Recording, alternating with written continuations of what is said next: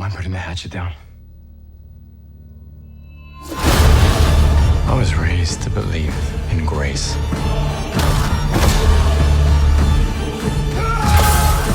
But I was also raised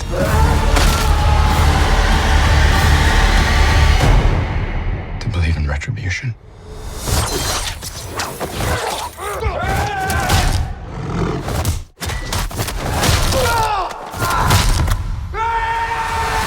Finkley, BLACKTREE TV. Man, the way that this opens up is epic. I mean, like in all the MCU stuff, I mean, yeah, Black Widow with a great opening, and this is like right up there with all the other ones. It's a great job. It's a great way to bring back Daredevil. Like, how excited were you all to sink your teeth into this lore? Yeah, and thank you, by the way. We've just been kind of just getting our first taste of outside feedback on it, and we're hoping that people would respond to, especially the opening, and it's because it's heavy too. It's huge and it's heavy. We are huge fans of the Netflix show, and we wanted to make sure that it felt like that it had that same bite, you know, that it had that same, doesn't really sand off the edges in a lot of ways, character ways, complex characters, violence, all of that. And our showrunner especially had a really great idea of opening up the show in a way that feels really familiar. Like, there they are. It's like the second shot, third shot, or something like that.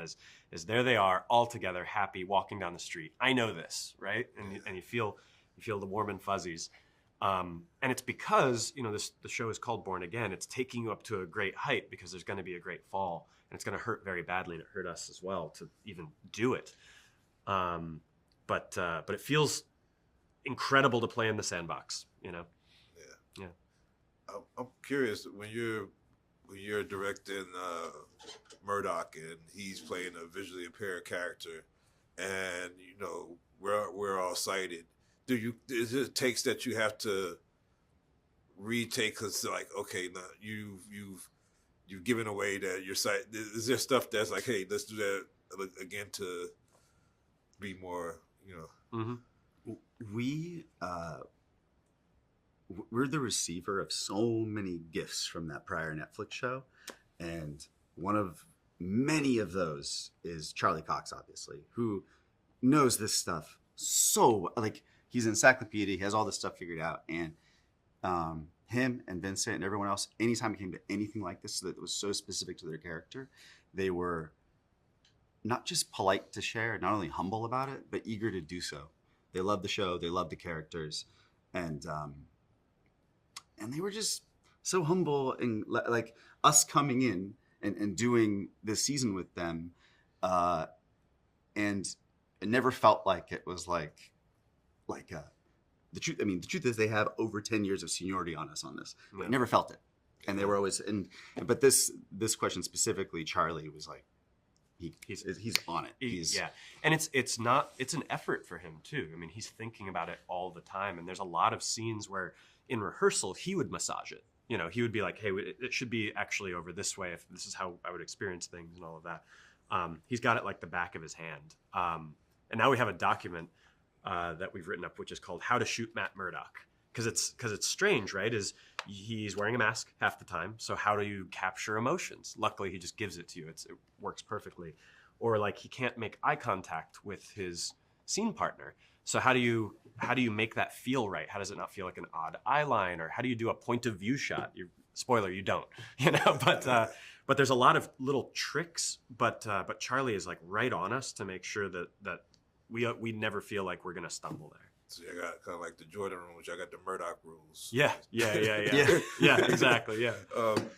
Last question. Like, I'm curious because like Marvel does such a good job of integrating its plus series into theatrical. How much clued in do you have to be into where the world is going when you're creating this stuff? Because I know the way that Falcon and the Winter Soldier bled into Brave New World, like. Mm-hmm.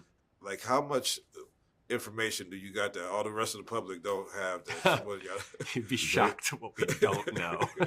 They're so good that it all works out and we get very little exposure to it. Yeah. Yeah, and they are every executive producer we've worked with via them has been a brilliant filmmaker who remain friends with to this day, and that's really impressive. Yeah. Well, great job. I mean, this is.